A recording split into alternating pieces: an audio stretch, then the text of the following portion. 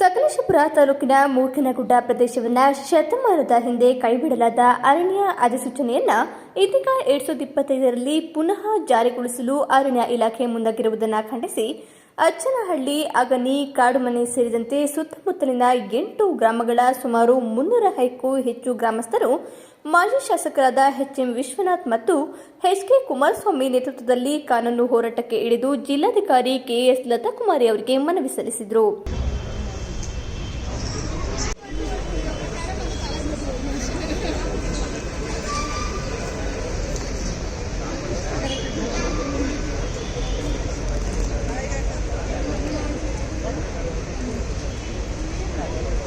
ಇವತ್ತು ಹಾಸನದ deputy commissioner ಅಗನಿ, Hanbal ಹೋಬಳಿ, ಸಕಲೇಶಪುರ ತಾಲೂಕು ಅಗನಿ ಗ್ರಾಮ ಮತ್ತು ಅದರ ಸುತ್ತಮುತ್ತ ಇರತಕ್ಕಂಥ 8 ಗ್ರಾಮಗಳ ಅರಣ್ಯ ಮತ್ತು ರೈತರ ಮಧ್ಯೆ ಇರತಕ್ಕಂಥ ಸಮಸ್ಯೆ ಬಗ್ಗೆ ಒಂದು ಚರ್ಚೆ ಕರೆದಿದ್ದಾರೆ. 1920ರಲ್ಲಿ ಅಂದಿನ ಮಹಾರಾಜರ ಕಾಲದಲ್ಲಿ ಅಗನಿ, ಮೂರ್ಖನಗುಡ್ಡ ಸುತ್ತಮುತ್ತ ಇರತಕ್ಕಂಥ 8 ವಿಲೇಜ್ಗಳನ್ನು ಸೆಕ್ಷನ್ 4ಗೆ ಸೇರಿಸಿದ್ರು. ಸ್ಥಳೀಯ ಜನರ ಒತ್ತಡ ಮತ್ತು ಪರಿಸ್ಥಿತಿಯನ್ನು ನೋಡಿದ ನಂತರ ಅದು ದಟ್ಟ ಅರಣ್ಯ ಅಲ್ಲ, ಅದು ಹುಲ್ಲುಗಾವಲು ಅನ್ನೋ ದೃಷ್ಟಿಯಿಂದ ಅದನ್ನು 1923-24ರಲ್ಲಿ ಅದನ್ನ ಕೈ ಬಿಡಲಾಯಿತು. ಅದಾದ ನಂತರ ಬಂದಂಥ ಸರ್ಕಾರಗಳು ರೈತರಿಗೆ ಭೂಮಿಯ ಹಕ್ಕನ್ನು ಕೊಟ್ಟಿದ್ದಾರೆ. ಬಿಡಬಡಿ ರಸ್ತೆ ಮತ್ತು ಜಿಲ್ಲಾ ಪಂಚಾಯತ್ ರಸ್ತೆಗಳಾಗಿದೆ.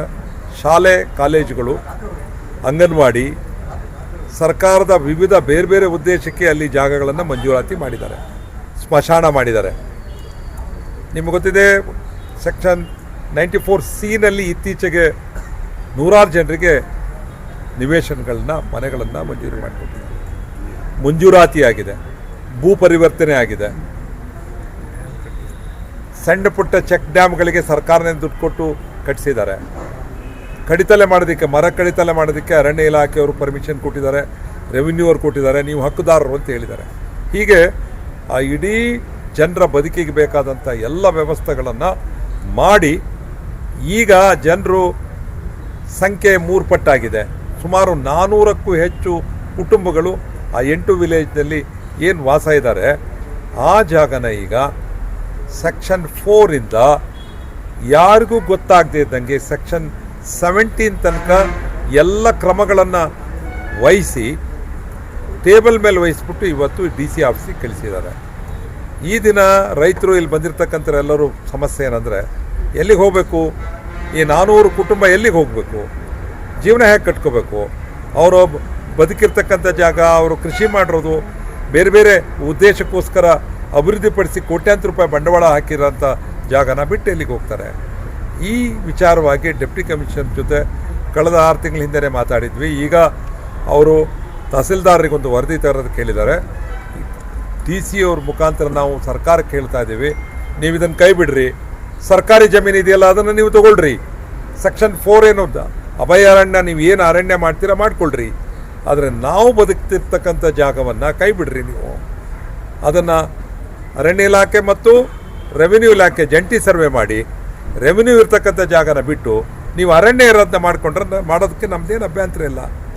ಈವನ್ ಒತ್ತುವರಿ ಏನಾದ್ರು ನಮ್ಮಲ್ಲಿ ಮಾಡಿದರೆ ನಾವು ಅದ್ರ ಬಗ್ಗೆನೂ ಕೇಳಲ್ಲ. ನಮ್ಮ ಹಿಡುವಳಿ, ನಾವು ಬದುಕುತ್ತಿರ್ತಕ್ಕಂಥ ಜಾಗನ ನಮಗೆ ಬಿಟ್ಕೊಡಿ ಅನ್ನೋದು ನಮ್ಮ ಒತ್ತಾಯ.